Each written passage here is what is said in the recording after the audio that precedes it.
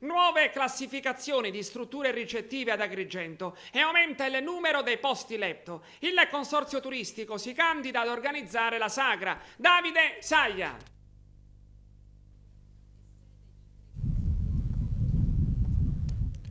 Nonostante la pochezza dei servizi offerti e a discapito di una scarsa se non del tutto inesistente programmazione in tema di turismo, ad Agrigento si conferma un incremento delle strutture ricettive. Stando ai dati stilati dal settore promozione turistica ed attività economiche e produttive inerenti al mese di settembre, sul territorio è possibile contare 5 nuove attività ricettive con la collaudata formula del B&B.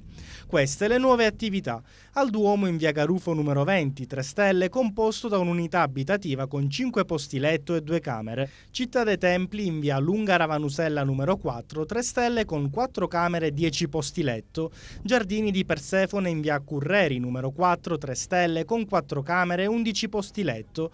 La dimora di Girgenti in via Vela numero 6, 3 stelle, tipologia affittacamere con 14 posti letto e 6 camere. Di contro, nello scorso mese si è attestata la cessata attività di una struttura ricettiva sita nel centro città. Si tratta del B&B Antica Via, che disponeva di 7 posti letto. Dati alla mano e grazie alle nuove classificazioni, la provincia di Agrigento attualmente può dunque contare su oltre 18.000 posti letto, numeri che si spera di occupare ampiamente non solo in estate ma anche nel periodo riguardante la Sagra del Mandorlo. La kermesse ogni anno, fonte di polemiche riguardanti le modalità ed i costi di organizzazione, quest'anno potrebbe non essere più gestita dal comune di Agrigento.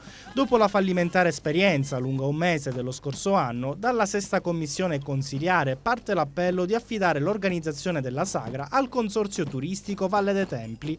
I consiglieri di Rosa, Picone, Vaccarello, Cicero e Amato hanno infatti formalmente chiesto un incontro al commissario Luciana Giammanco al fine di sottoporle la proposta formulata dalla stessa commissione, mirata al rilancio della tradizionale manifestazione folcloristica. Il gruppo consiliare, che si occupa di affari istituzionali a Palazzo di Città, propone dunque di assegnare allo stesso ente consorzio le somme dello sbigliettamento dovute per convenzione dal parco archeologico al comune. Inoltre, secondo i componenti della sesta commissione, l'affidamento della sagra al consorzio turistico potrebbe portare anche finanziamenti di sponsor privati, in quanto si tratterebbe di un ente privato a gestione pubblica. Tutto ciò per garantire alla storica manifestazione un rilancio turistico di immagine, artistico e organizzativo.